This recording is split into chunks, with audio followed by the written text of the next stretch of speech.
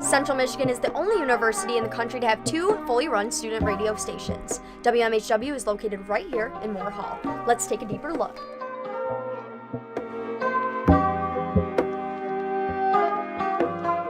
My role at the 2 radio stations we have here is to be the advisor, and what that ends up meaning is that I just kind of oversee the day-to-day operations that the students are carrying out. So both radio stations that we have are student run, but clearly students have no experience doing this, so they need a little bit of training and they need guidance, and sometimes problems need to be fixed, and that's why I'm around. The main thing that I do here at the station is kind of basically put together all that happens with the beat. I coordinate with the music director, Justin, on how often music is being put in, and then I am in charge of gathering DJs or shows like this one and getting them on air and putting them in the perfect time slot so everybody has their time to shine. And a lot of students like hip-hop. We have a hip-hop radio station, and I think if they knew it was here, they'd probably listen a little more often, especially when they're in the car.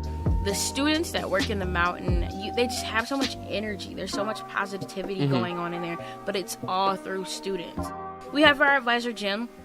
And Jim is really cool because he lets us just shine. He just allows us to come in and do our thing. If things aren't working out, he lets us know. But other than that, he's like, yeah, you all are the reason that this is happening. There really wouldn't be a radio station if it weren't for the students who put in the time and effort to keeping it alive. We have always had such a strong media program here at CMU that the people that have run this program for so long have built.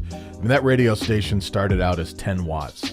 Back in the 70s, and it kept growing and growing and growing, and now we're 13,000 watts and we're all over the place, which is a great experience for students. You know, this is not just a station where you're talking to your friends and your roommates. You are addressing the community. You're part of the community.